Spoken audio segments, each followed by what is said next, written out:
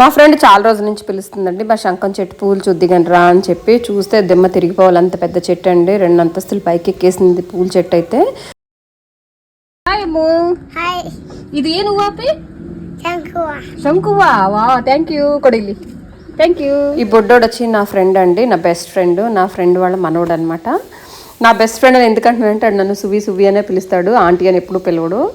So అయితే ఈ శంఖం పువ్వులు వచ్చి నేను తన్ని అడిగానండి, కొన్ని పూలు డ్రై చేద్దామని చెప్పి. చాలా పువ్వులు వేస్ట్ అయిపోతున్నాయని నేను మొత్తం అన్ని పూలు కోసుకుంటున్నాను. 2 రోజులకు ఒకసారి వచ్చి పువ్వులు కోసుకుని పట్టుకెళ్తున్నాను. అట్లీస్ట్ మనకి సీజనల్ ప్లాంట్స్ లాగా అనమాట. శంఖం పూలు అస్తమానం మార్కెట్లో దొరకవు.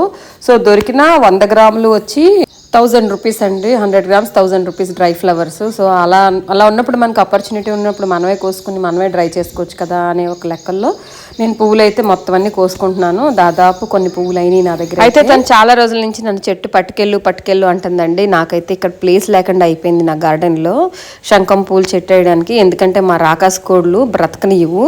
సో అందుకే నేను తన దగ్గర నువ్వే పెంచు తర్వాత చూద్దాంలే అని చెప్పి నేను తీసుకోలేదు చెట్టు అయితే. కానీ ఈ చెట్టు చూసాకైతే నేను డిసైడ్ అయిపోయాను, నేను కూడా శంఖం పూలు చెట్టు వేయాలని చెప్పి డిసైడ్ అయిపోయానండి. ఎంత పెద్ద చెట్టు చూసాక ఎవరైనా ఆగుతారా? అయితే నేను ఈరోజు మీకు పర్పల్ టీ గురించి నేను చూపించబోతున్నాను. ఈ పువ్వులు నేను తీసుకొచ్చి డ్రై చేయడానికి తీసుకొచ్చాను. పర్పల్ టీ చేసుకోవడం ఏమీ లేదు. లెమన్, మనకు కావాల్సింది పువ్వులు, లెమన్, హాట్ వాటర్ ఉంటే అయిపోతుంది అనమాట.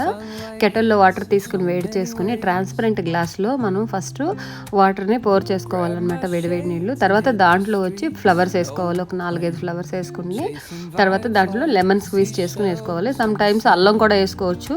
అయితే హెల్త్ బెనిఫిట్స్ కోసమే మనం ఈ టీ తాగేటప్పుడు అయోడిన్ అయితే వేయకపోవడమే మంచిది అనిపిస్తుందండి. అయితే హనీ మిక్స్ చేసుకోవచ్చు ఈ పర్పల్ టీలో, చాలా బాగుంటుంది అనమాట.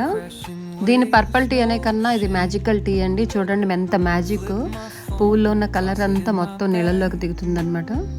ఫైనలీ మన టీ అయితే రెడీ అయిపోయిందండి, తాగడానికి నేను కూడా రెడీ అయిపోయాను. అయితే లెమన్ స్క్వీజ్ చేశాను అనమాట. నేను సాల్ట్ గిల్ట్ నేను ఏం టచ్ చేయలేదు, ఇలాగే బాగుంటుంది యాక్చువల్లీ టీ అయితే.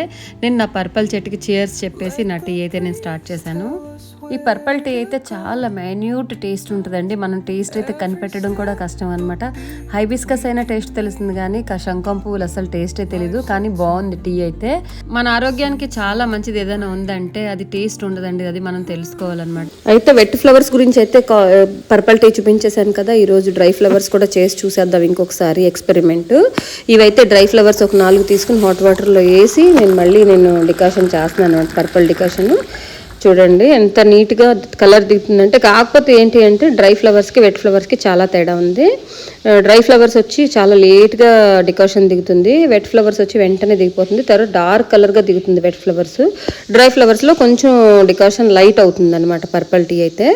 యాజ్ యూజువల్గా మనం హనీ వేసుకోవచ్చు, లేదంటే లెమన్ స్క్వీజ్ చేసుకోవచ్చు. నేనైతే లెమన్ స్క్వీజ్ చేశాను, ఒక హాఫ్ పీస్. సో ఇది వచ్చి డ్రై దాంట్లో కానీ వెట్ దాంట్లో కానీ పెద్ద తేడా ఏం లేదండి. టేస్ట్ అయితే రెండిట్లోనూ సేమ్ టేస్ట్ ఉంది.